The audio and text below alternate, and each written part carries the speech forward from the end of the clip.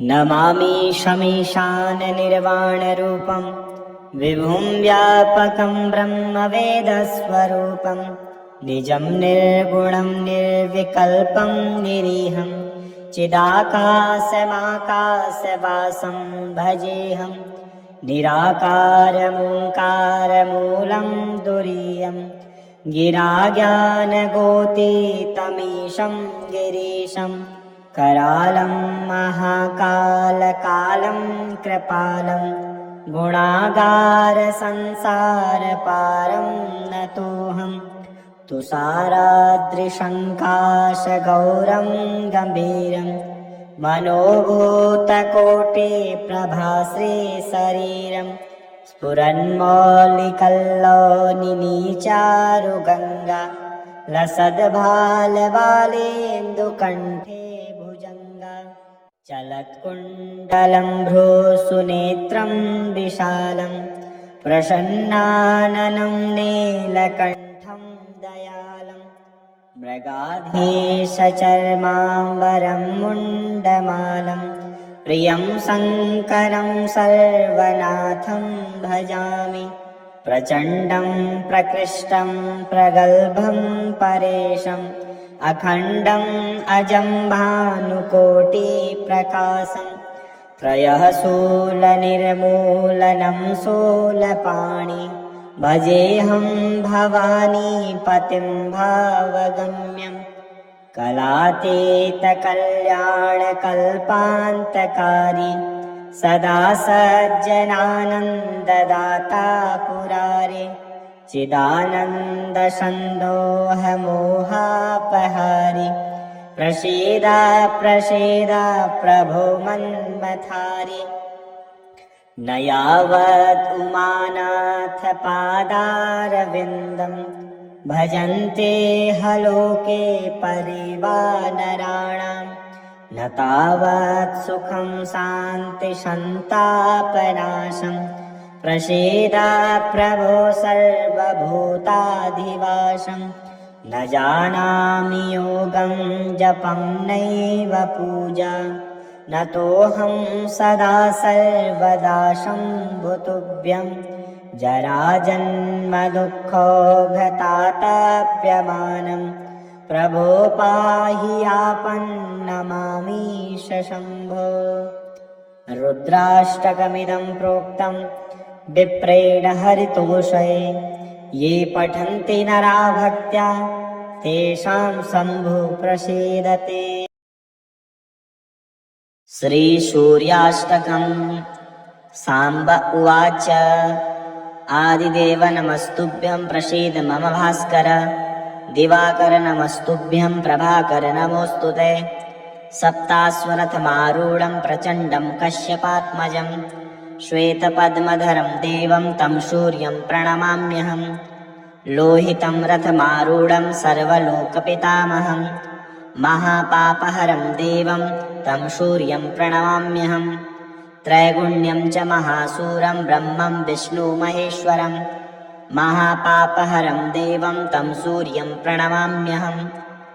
ब्रह्मिता तेजसां पुञ्जं वायुमाकाशमेव च प्रभुं च सर्वलोकानां तं सूर्यं प्रणमाम्यहं बन्धूकपुष्पसङ्काशं हारकुण्डलभूषितम् एकचक्रधरं देवं तं सूर्यं प्रणमाम्यहं विश्वेशं विश्वकर्तारं महातेजप्रदीपनं महापापहरं देवं तं सूर्यं प्रणमाम्यहं तं सूर्यं जगतानाथं ज्ञानविज्ञानमोक्षदं महापापहरं देवं तं सूर्यं प्रणमाम्यहं सूर्याष्टकं पठेन्नित्यं गृहपीडाप्रणाशनम् अपुत्रो लभते पुत्रं दरिद्रो धनवान् भवेत् आमिषं मधुपानं च य करोति रवेर्दिने सप्तजन्म भवेद् रोगी जन्म कर्म दरिद्रता स्त्रीतैलं मधुमांसानि ये त्यजन्ति रवेर्दिने न व्याधिशोकदारिद्र्यं सूर्यलोकं स गच्छति। श्री आदित्यहृदयस्तोत्रम्। ततो युद्धपरिश्रान्तं समरे चिन्तया स्थितं रावणं चाग्रतो दृष्ट्वा युद्धाय समुपस्थितं दैवतैश्च समागम्य द्रष्टुमभ्यागतो रणम् उपगम्याब्रवीद्राम मगस्त्यो भगवास्तदा राम राम महाबाहो शृणु गुह्यं सनातनं येन सर्वा नरीन् वत्स समरे विजयिष्यसे आदित्यहृदयं पुण्यं सर्वशत्रुविनाशनं जयावहं जपं नित्यमक्षयं परमं शिवं सर्वमङ्गलमाङ्गल्यं सर्वपापप्रणाशनं चिन्ताशोकप्रशमन मायुर्वर्धनमुत्तमं रश्मिमन्तं समुद्यन्तं देवासुरनमस्कृतं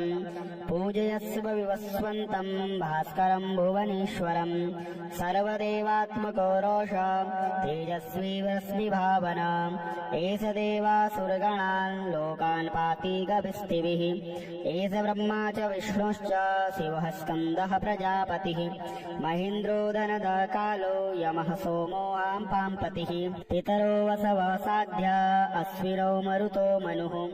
वायुर्वहनी प्रजाप्राण ऋतुकर्ता प्रभाकरः आदित्य सविता सूर्यः खगः पूषा गवस्तिमान् सुवर्णसदृशो भानुर्हिरण्यरेता दिवाकरः हरिदस्व सहस्रार्चिः सप्त सप्तरिमरीचिमान् तिमिरोन्मथन शम्भो स्पष्टामार्तण्डको शुभान् हिरण्यगर्भः शिशिरस्तपनोहस्करो रविः अग्निगर्भोदिते पुत्रः शङ्खशिशिरनाशन व्योमनाथस्तमो भेदी ऋगियजुहुषामपारगः घनवृष्टिरपामित्रो विन्ध्यवीथिप्लवङ्गमः आतपीमण्डली मृत्यु पिङ्गलः सर्वतापनः कविर्विश्वो महातेजा रक्तः सर्वभवोद्भवः नक्षत्रग्रहताराणामधिपो विश्वभावनः तेजसामपि तेजस्वी द्वादशात्मन्नमोऽस्तु ते नमः पूर्वाय गिरये पश्चिमायाद्रये नमः ज्योतिर्गणानां पतये दिनाधिपतये नमः जयाय जयभद्राय हर्यस्वाय नमो नमः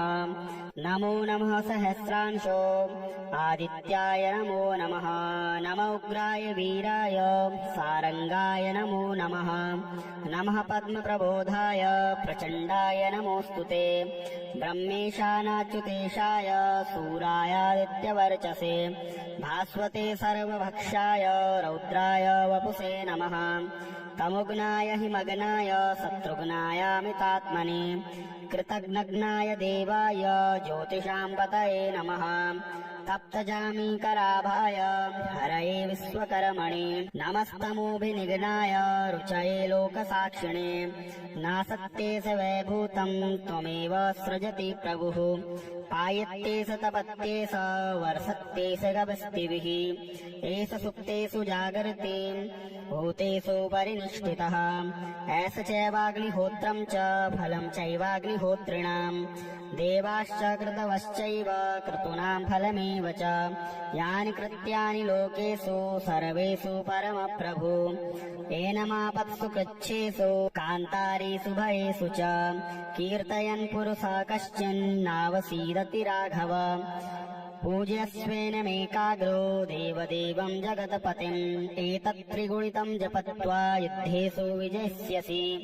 अस्मिन् क्षणे महाबाहो रावणं त्वं जहिष्यसि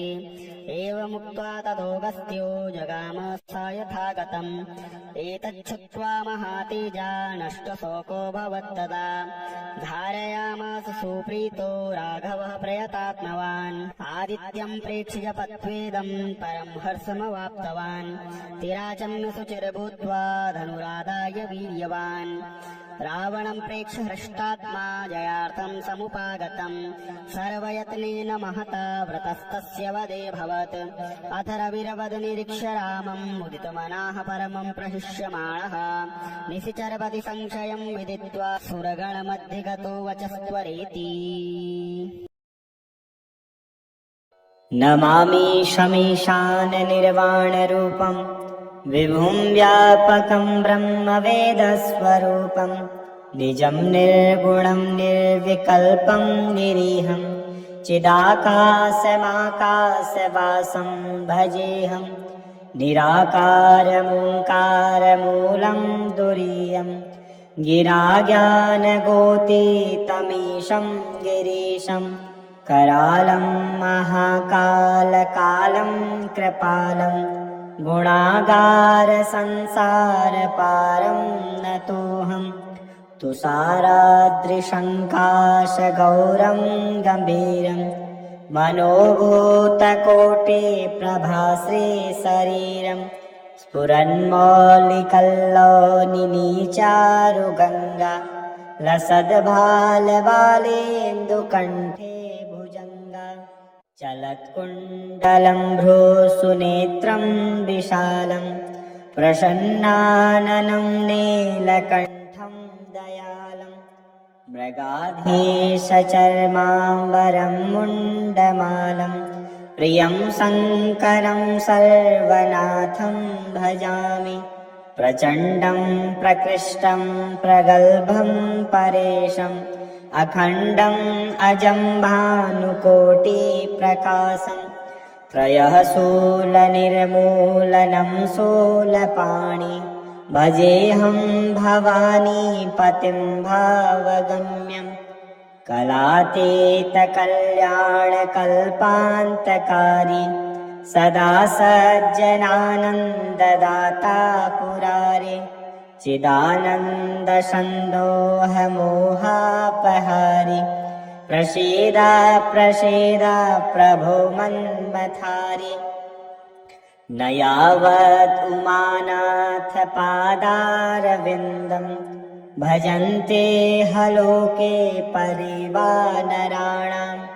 न तावत् सुखं शान्तिसन्तापनाशं प्रसीद प्रभो सर्वभूताधिवासं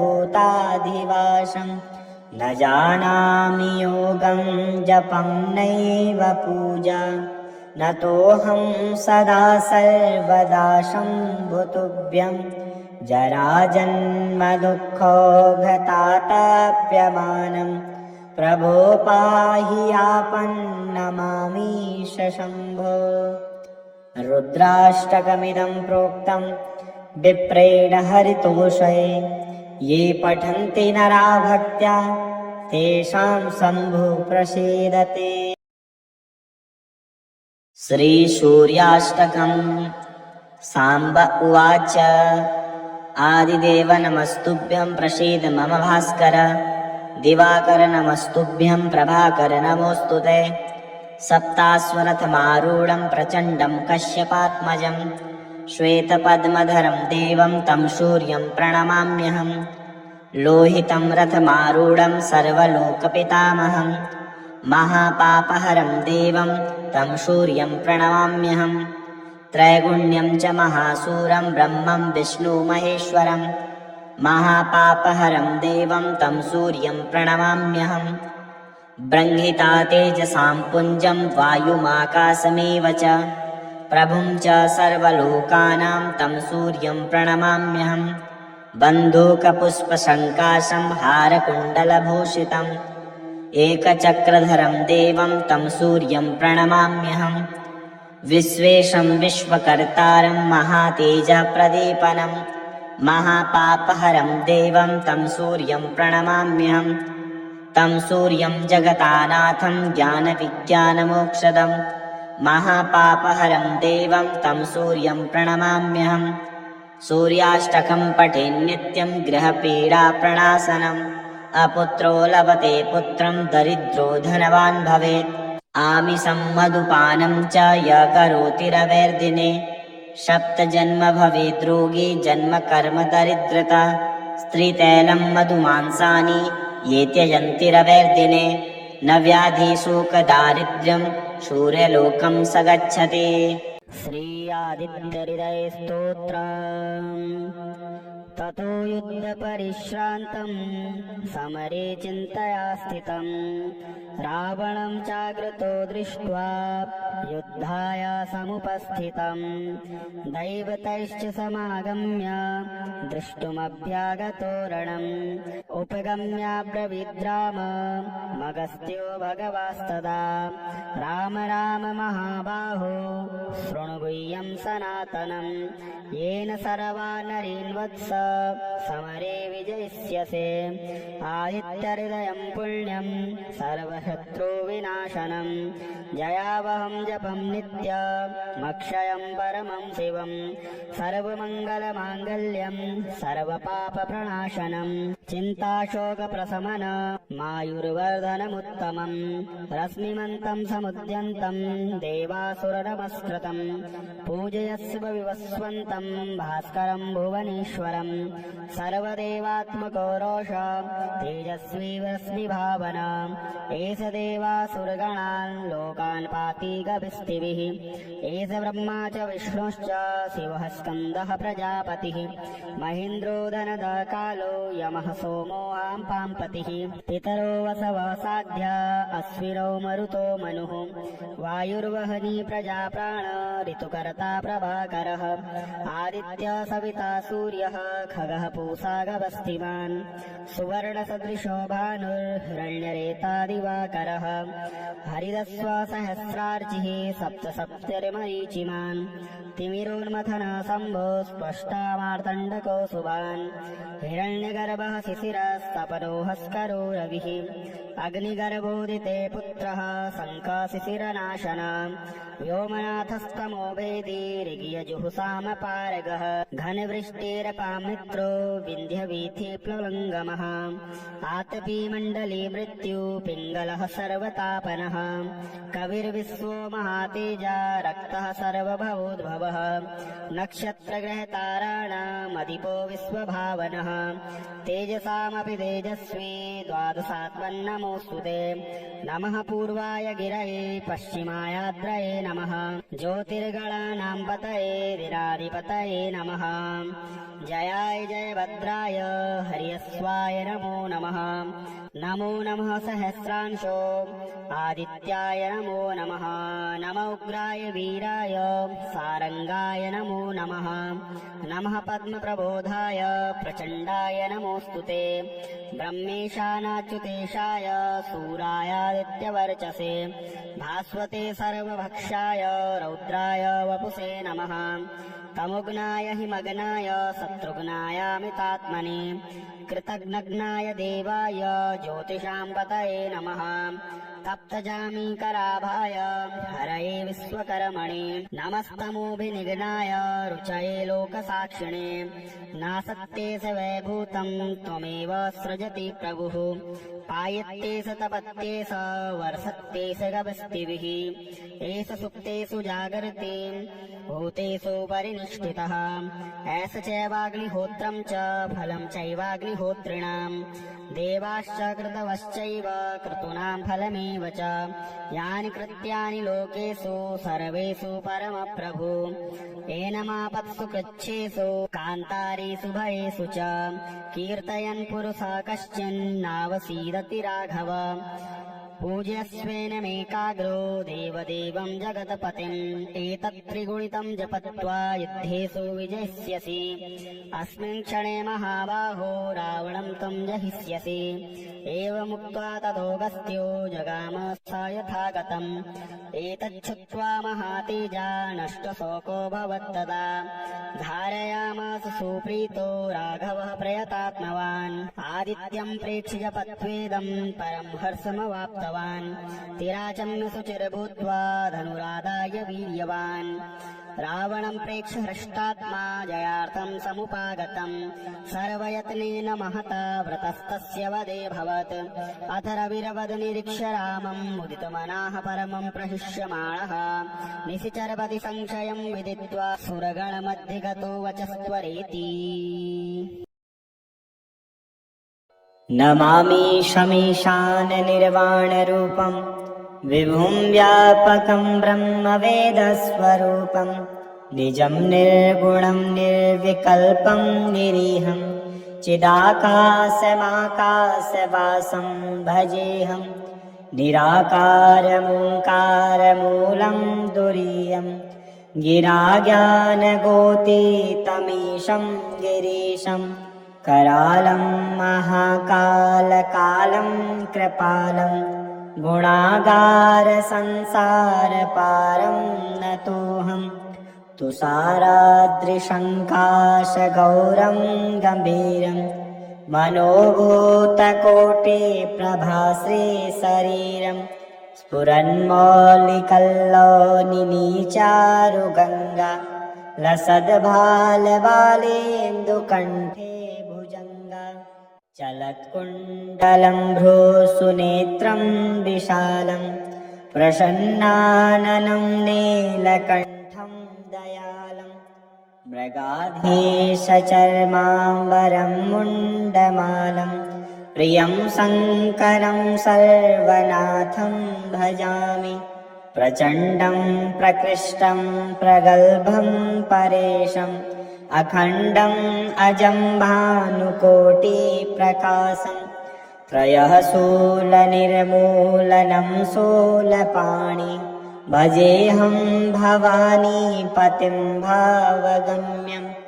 कलातीतकल्याणकल्पान्तकारी सदा सज्जनानन्ददाता पुरारे चिदानन्दसन्दोहमोहापहारि प्रसीद प्रसीद प्रभो मन्मथारि न यावत् उमानाथपादारविन्दं भजन्ते हलोके परिवानराणां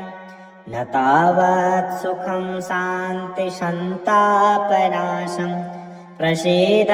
प्रभो सर्वभूताधिवासं न जानामि योगं जपं नैव पूजा न तोऽहं सदा सर्वदा शम्भुतुभ्यं जराजन्मदुःखोऽघतातप्यमानं प्रभो पाहि आपन्नमामीश शम्भो। रुद्राष्टकमिदं प्रोक्तं विप्रेण हरितोषये ये पठन्ति नरा भक्त्या तेषां शम्भु प्रसीदते। श्रीसूर्याष्टकं साम्ब उवाच आदिदेव नमस्तुभ्यं प्रसीद मम भास्कर दिवाकर नमस्तुभ्यं प्रभाकर नमोऽस्तुते सप्ताश्वरथमारूढं प्रचण्डं कश्यपात्मजं श्वेतपद्मधरं देवं तं सूर्यं प्रणमाम्यहं लोहितं रथमारूढं सर्वलोकपितामहं महापापहरं देवं तं सूर्यं प्रणमाम्यहं त्रैगुण्यं च महासूरं ब्रह्मं विष्णुमहेश्वरं महापापहरं देवं तं सूर्यं प्रणमाम्यहं ब्रह्मिता तेजसां पुञ्जं वायुमाकाशमेव च प्रभुं च सर्वलोकानां तं सूर्यं प्रणमाम्यहं बन्धूकपुष्पसङ्काशं हारकुण्डलभूषितम् एकचक्रधरं देवं तं सूर्यं प्रणमाम्यहं विश्वेशं विश्वकर्तारं महातेजप्रदीपनं महापापहरं देवं तं सूर्यं प्रणमाम्यहं तं सूर्यं जगतानाथं ज्ञानविज्ञानमोक्षदं महापापहरं देवं तं सूर्यं प्रणमाम्यहं सूर्याष्टकं पठेन्नित्यं गृहपीडाप्रणाशनम् अपुत्रो लभते पुत्रं दरिद्रो धनवान् भवेत् आमिषं मधुपानं च य करोति रवेर्दिने सप्तजन्म भवेद् रोगी जन्म कर्म दरिद्रता स्त्रीतैलं मधुमांसानि ये त्यजन्ति रवेर्दिने न व्याधि शोकदारिद्र्यं सूर्यलोकं स गच्छति।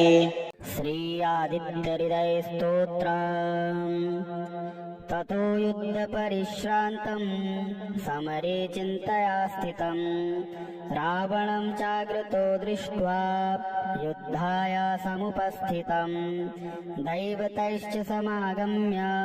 द्रष्टुमभ्यागतो रणम् उपगम्याब्रवीद्राम मगस्त्यो भगवास्तदा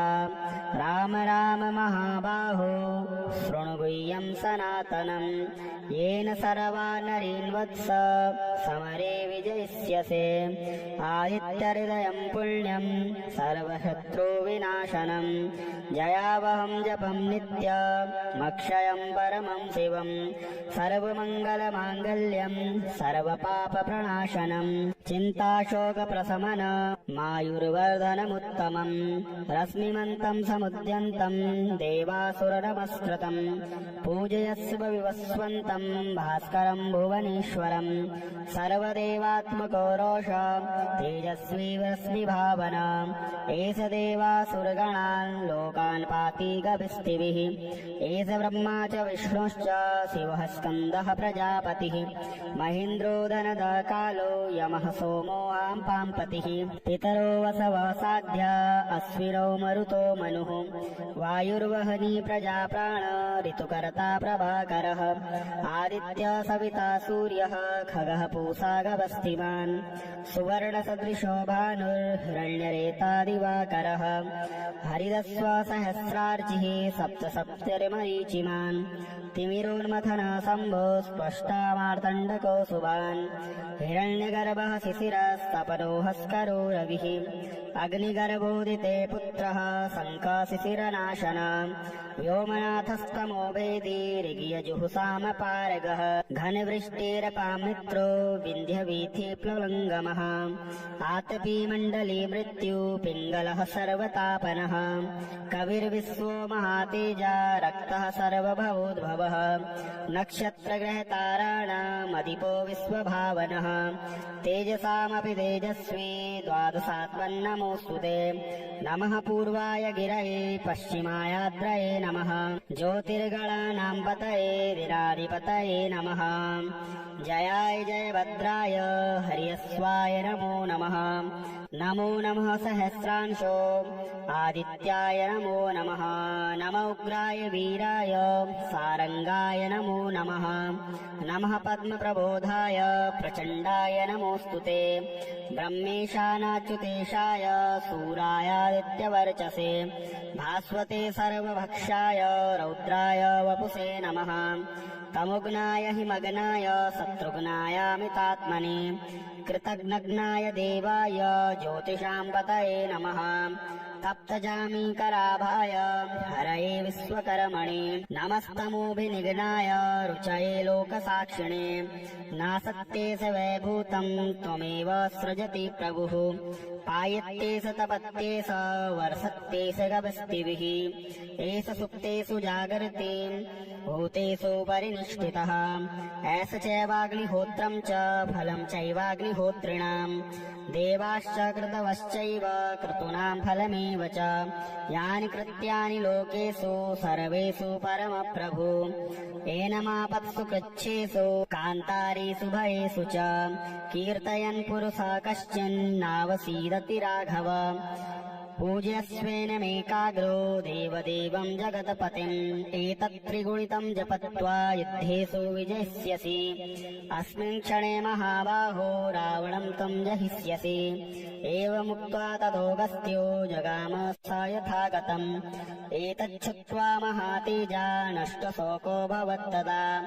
धारयामास सुप्रीतो राघवः प्रयतात्मवान् आदित्यं प्रेक्ष्य जपत्वेदं परं हर्षमवाप्तवान् तिराचम्य शुचिर्भूत्वा धनुरादाय वीर्यवान् रावणं प्रेक्ष्य हृष्टात्मा जयार्थं समुपागतम् सर्वयत्नेन महता व्रतस्तस्य वदेऽभवत् अथ रविरवद निरीक्ष्य रामम् मुदितमनाः परमं प्रहिष्यमाणः निशिचरपति संशयं विदित्वा सुरगणमध्यगतो वचस्त्वरेति।